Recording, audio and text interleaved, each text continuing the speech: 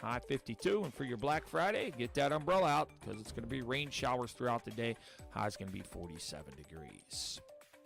That is a look at the news for now. I'm Frank Sparks, Beaver County Radio News, 95.7 and 99.3 FM, 1230 WBVP, 1460 WNBA, and beavercountyradio.com. Turn off your TV, turn on your mind, and turn up that radio. It's AM Beaver County on 95.7 FM, 99.3 FM, 1230 WBVP, and 1460 WNBA. It's 8:35 on this Monday morning, and we're now in studio with Emmanuel Panagiotakas. He is from Emmanuel Fine Art and Photography in Beaver. And Emmanuel, thank you for joining me this morning, and good morning to you. Good morning to you also. So let's start back at the very beginning here, because you've been in Beaver County for so many years, taking some beautiful photos of scenery, not just in Beaver County, but around Western Pennsylvania. What inspired you to get started in photography? First thing, when I was a little bit younger, I got National Geographic, the book. Yes. And I saw all these colorful pictures in there.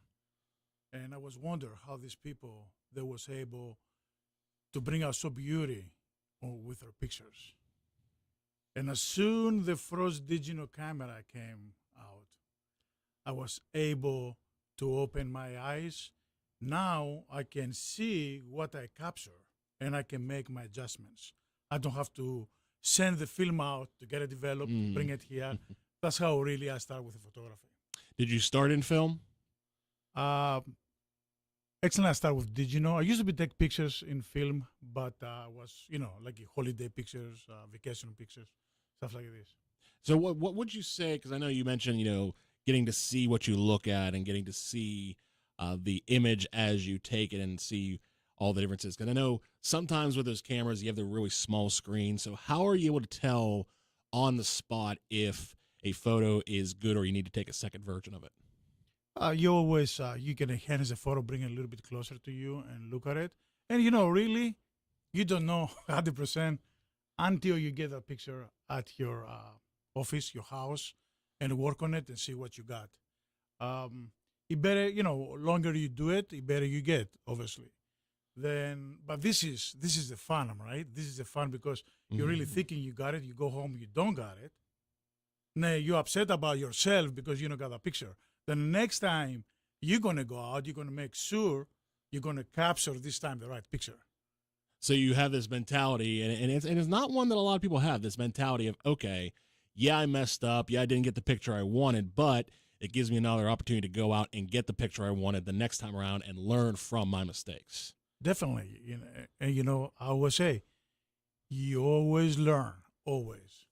So, do you still find yourself learning even to this day about new things that are coming through? Because again, now you talk about going from film to digital camera, and now we got these things on our hands, these potential digital cameras that we have. What would you say is trying to learn with that? I mean, I imagine you haven't used one of these in your professional photography, so. What would you say is some of the stuff you're still learning in this era? Oh yeah, then photography is about learning the light. Okay, then if you are working in an environment where you introduce the light, that's a studio environment. That's okay, but when you go out into the nature and the light, it's always different. Okay, then you always learn of your mistakes, and you never quit learning. You're always learning. You always see different stuff, different compositions, different subjects. Everything is about the light with photography, with any kind of photography. We're talking with Emmanuel Panagiotakas of Emmanuel Fine Art Photography. His offices are located in Beaver, correct? Yes. And you're talking about taking photos of different subjects. What are your focuses as far as the subjects that you do photograph? Is it nature? Is it people? What do you take pictures of mostly? I do pictures with nature and cityscape. I want to show the beauty for what we have around Beaver County and the tri-state area. Obviously, like everybody does anymore, everybody's busy to the real life. It's always something, always hurrying up. We're rushing everywhere. We never have enough time to stop and enjoy a sunrise or a sunrise or a sunset. Then it's me who makes sure I will catch it on my camera and have it there for you to see and forever, for the rest of your life. Yeah, it takes this notion of, not being able to stop and enjoy the view. Well, you are the one who takes the time to stop and enjoy the view and make sure that it's in display for everyone to enjoy as well, which is a very noble and awesome thing.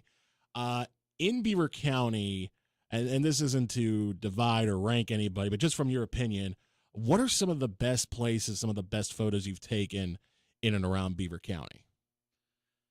Oh, I love Beaver. I mean, I stay in Beaver. My story's in Beaver, okay? Then it's easier for me just to walk out and get a picture in Beaver, downtown and the gazebo and River Road. Have a few spots in Rochester, Beaver Falls. Everywhere in the county, really, if you open your imagination and you go in a different time.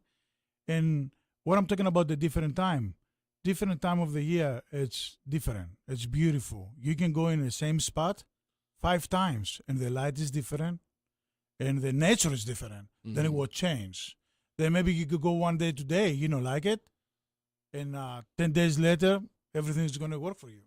You bring up a very good point, because when it comes to nature, especially at this time of year now that things are getting colder, in the summertime, if you go to a patch of grass, the focus might be on the flowers, but once those flowers die and the grass dies down, then the focus of that particular area might be something different, and it sort of presents that challenge, like you mentioned, trying to figure out what the focus, the subject of a photo is going to be, and I imagine that's probably what happens, like you say, all the different times you go to these same spots. Sure. I mean, I love trees. I think trees are very unique, especially if it is only one tree around it, and like a capture that tree skeleton and everything. And especially with the snow. I mean, come on, you have to take a picture with the snow. Everybody doesn't like snows around here, but I'm outside and grabbing a picture almost every day with the snow.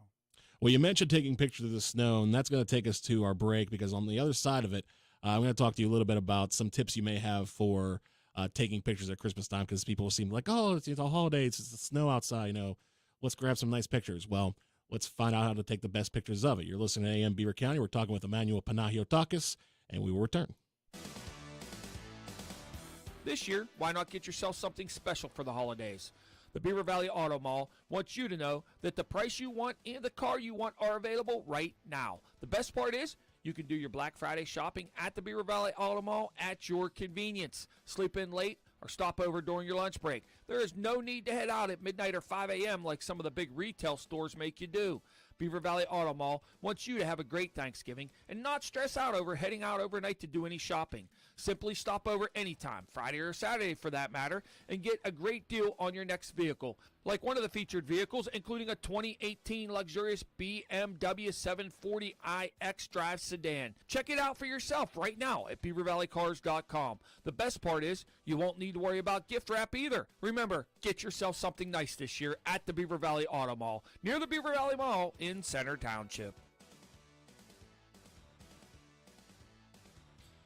Farming is dangerous. There's dangers all around us. We work around it and we live around it every day. And we just become desensitized to what's around us. We go through safety training and, we try and do these things to make sure accidents don't happen, but you just never know. There are so many farmers that I think take for granted all of the underground utilities that are there. You don't want to hit a gas pipe because that's your life. The other part of it is if you hit certain things, you're liable for it. I mean, we kind of know what's out here, but all at the same time, you just always call. Farm Safe 811 starts with you. Whether you're installing drain tile or doing any sort of digging, always call 811 and wait for any underground lines to be marked and have the depth confirmed. That's farming with care. But if a line does get damaged, go somewhere safe and call 911. Always keep safety in the back of your mind. Just stay humble.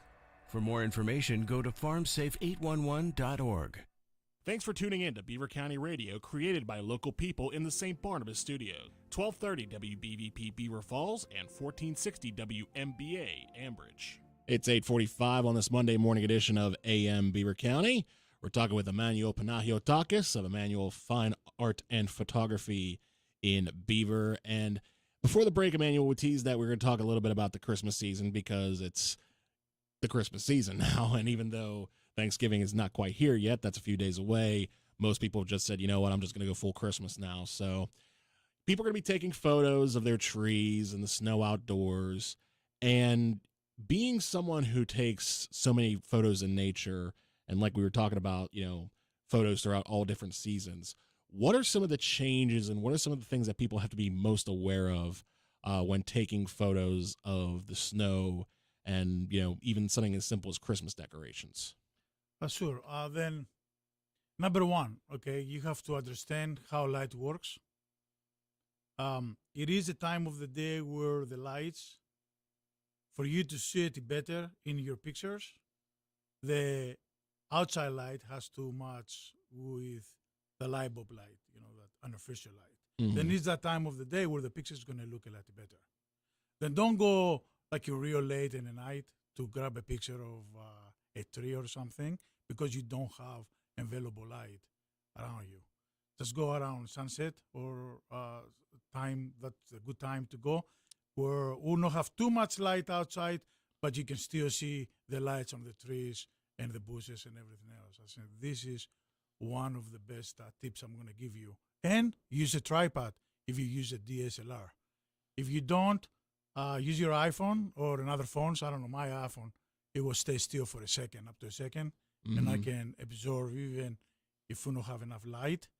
I think it's a pretty good way to go with an iPhone. Yeah, and that's a good point too, because and I know with some, you know, devices, even some phones, they have the small sort of branches, kind of like we have on this camera here, where you can sort of, you know, curl it around and sort of keep it still for a second. But if you're using an actual like full-on camera, a tripod would be the way to go.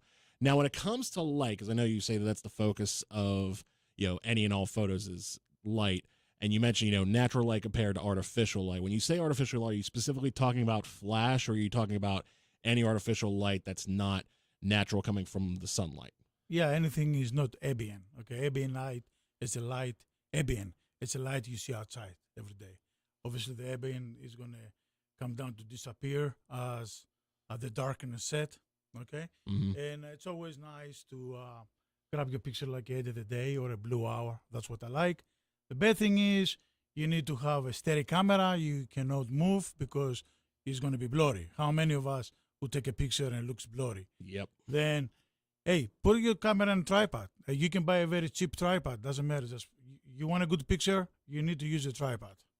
That's the best tip I'm going to give you guys. Yeah, and it's a very solid tip because for as simple as it seems, it does provide the best type of stability for a camera and to take pictures with. And because I know we're talking about ambient light, you know, again, around this time of year, the main thing when it comes to, you know, the trees outside is that they're decorated with Christmas lights. Now, how much ambient light, what would you say the percentage is to sort of combat that so it's not, you know, when you take a picture of the tree, it's just the lights and you might see the tree in the background, as opposed to, like you say, it's sunset when you would see all the tree and the lights sort of in a proper balance? Wow.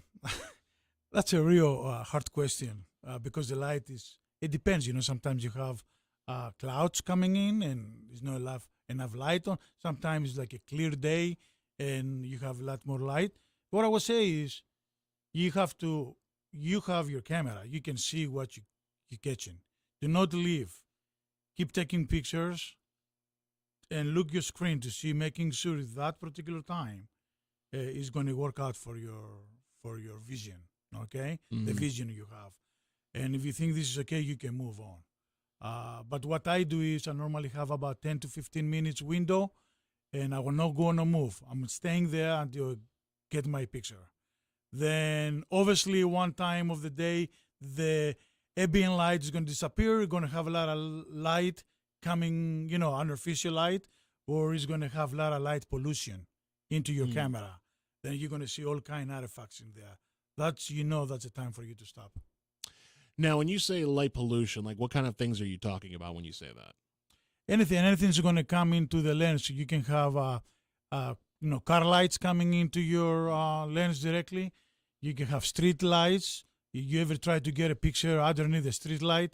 It's almost impossible because you get a lot of pollution into your lens from the street light where it's above you. Okay? Then when the street lights, they come too intense, time for you to quit, to go home. Everything has a limit. That's your limit. We're talking with Emmanuel Panagiotakas. He is a Emmanuel Fine Art and Photography in Beaver. Now, let's switch things up a little bit. Let's talk about the snow, because a lot of times, particularly past Christmas, or perhaps even right now that the first snowfalls are happening, people say, oh, I got to take a picture of the snow. I got to take a picture of the snow. Once again, I know light is going to take a part in this, but is there a certain tip as far as trying to find out when the best time to take snow would be? Well, I love snow, fresh snow. Nobody step on it, okay? Just make sure you go somewhere with no footprints. Anyway, if you can. But, yeah, you know what? I like snow with the blue skies and the sun, Yeah. It looks very nice. And I like snow, if you like snow, softer too, like right on sunrise or sunset.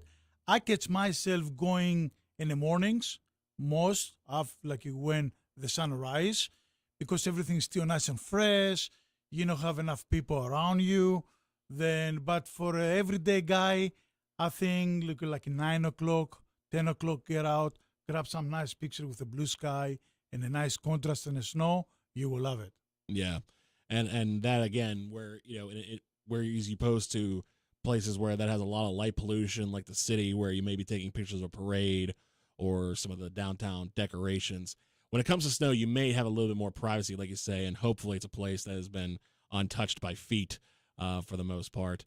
But going back to something you were talking about when talking about the taking of pictures, you say you give yourself a 10 to 15 minute window to take pictures, and you're going to take pictures in that spot for 10 or 15 minutes.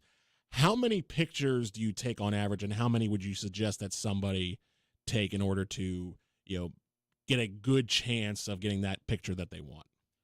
Well, I don't normally leave. As soon as I find my picture, the composition I want, I'm probably not gonna leave till the end of the sunset, because the sun changing, then the light changing. Then I can catch the light above the horizon. I can have a nice light starburst coming into my camera, or after sunset, I can get the twilight light coming through. We call them the blue hour. It's so much you need to understand with the photography. Then, for me, if I go for light, just for lights, I will give you, like you said, 10, 15 minutes after the sun is down. I'm taking pictures and into the blue hour. And this is changing. If you really have a little up, blue hour and sunset, you're going to see the time changing. No 2 days are the same.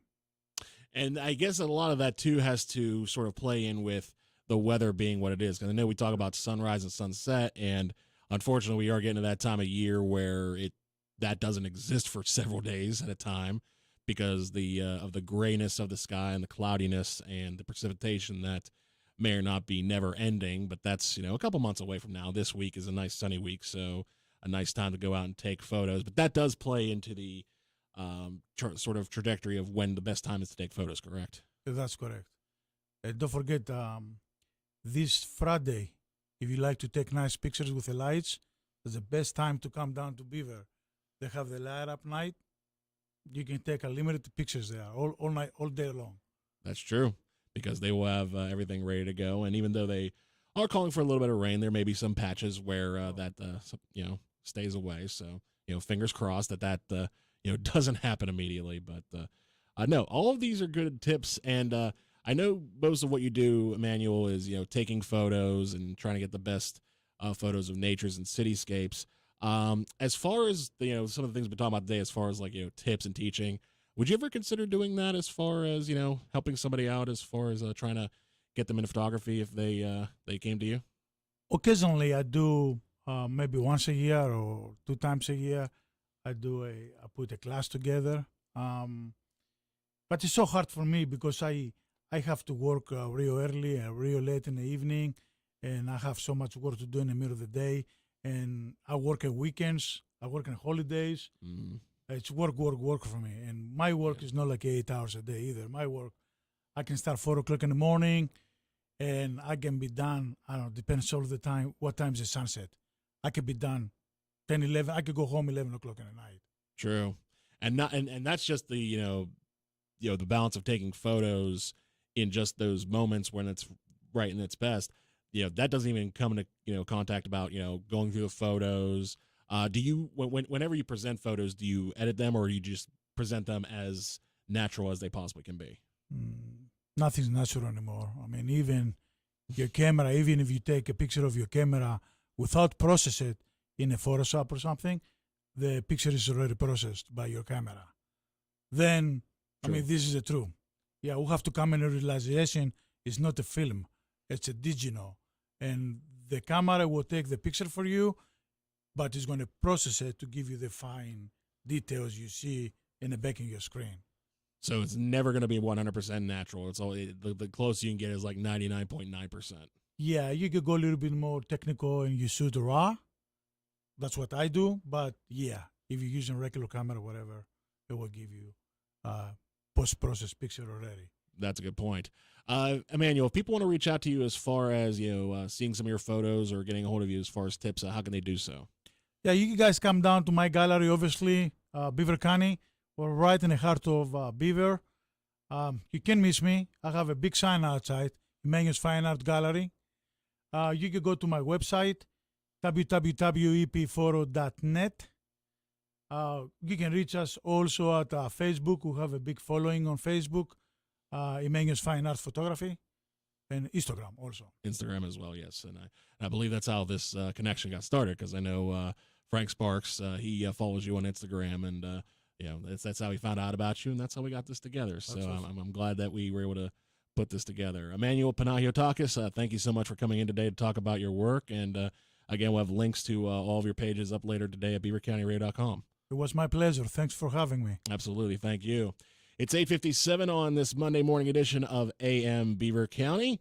And coming up after news at the top of the hour from Town Hall and from Frank Sparks, it'll be a Monday edition of Teleform here on Beaver County Radio, beavercountyradio.com, and wherever you can listen online.